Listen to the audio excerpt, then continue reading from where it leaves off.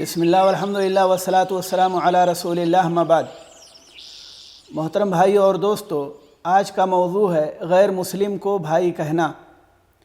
اس مسئلے میں علماء کی مختلف آراء ہیں اور وہ مختصر طور پر کچھ یوں ہیں۔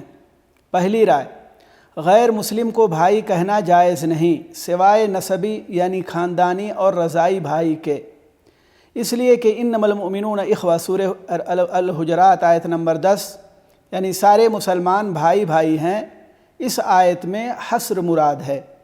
اس کے علاوہ فَإِن تَابُوا وَأَقَامُوا الصَّلَاةَ وَآتَوُا الزَّكَاةَ فَإِخْوَانُكُمْ فِي الدِّينِ سورہ توبہ کی آیت نمبر 11، اور حدیث ہے المسلم اخو المسلم جو بخاری میں ہے 2442 نمبر پر۔ رہی سنن نبی داؤد کی حدیث 1508، انا شہید ان العباد اخوہ، تو یہ اور اس معنی کی دوسری حدیثیں ضعیف ہیں۔ دوسری رائے، اگر اپنے خاندان اور قبیلے کا ہو بھلے ہی دور کا صحیح تو بھائی کہہ سکتے ہیں، جیسا کہ انبیاء کرام کے بارے میں اللہ تعالیٰ نے ان کی کافر قوموں کو بھائی سے تعبیر کیا ہے۔ فرمایا وَإِلَىٰ عَادٍ أَخَاهُمْ هُودًا سورہ الاعراف آیت نمبر 65، اور قوم عاد کی طرف ان کے بھائی ہود کو بھیجا۔ وَإِلَىٰ ثَمُودَ أَخَاهُمْ صَالِحًا سورہ ہود آیت نمبر 61، اور قوم ثمود کی طرف ان کے بھائی صالح کو بھیجا۔ وَإِلَىٰ مَدْيَنَ أَخَاهُمْ شُعَيْبًا سورہ الاعراف آیت نمبر 85، اور ہم نے مدین کی طرف ان کے بھائی شعیب کو بھیجا۔ اذ قال لهم اخوهم نوح سورہ شعراء آیت نمبر 106، جب ان کے بھائی نوح نے کہا، وغیرہ۔ تیسری رائے، صرف بھائی کہیں گے بغیر کلمہ یا کی طرف نسبت کے۔ اخی یعنی میرے بھائی نہیں کہیں گے، صرف بھائی کہیں گے، گویا یہ ایک طرح کا توریہ کہلائے گا، یعنی وہ کسی اور کا بھائی ہے، یعنی اپنے فلاں بھائی کا بھائی وغیرہ۔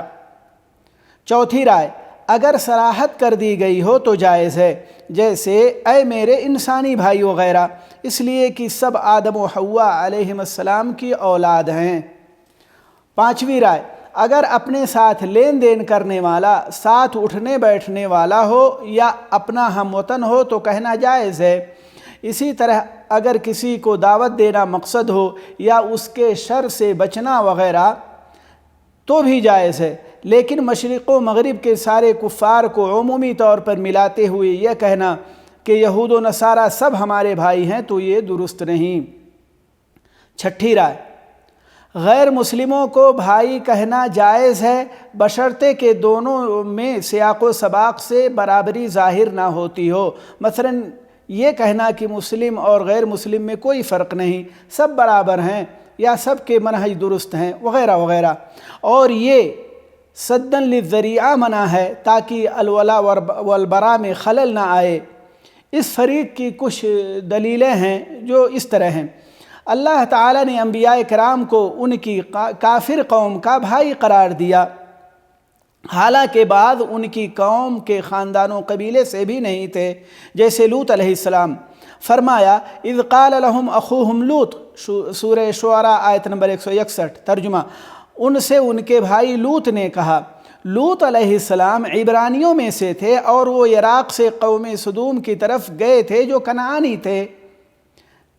اس کے علاوہ عربی لغت میں اخ کا لفظ اس سے بھی عام ہے، مثلا اخو تمیم، اخو الحرب یعنی جو جنگ میں زیادہ شرکت کرنے والا ہو وغیرہ بولا جاتا ہے، اور یہی یعنی چھٹی رائے میں زیادہ وزن ہے، اس لیے کہ اللہ نے انبیاء کرام کو ان کی کافر قوموں کا بھائیوں سے تعبیر کیا ہے، بشرطے الولا والبراء دلوں میں متزلزل نہ ہو، یعنی مسلموں سے محبت اور کافروں سے برات کے اظہار کا جذبہ موجود ہو۔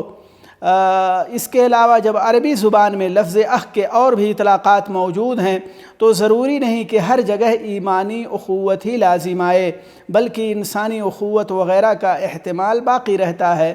واللہ اعلم۔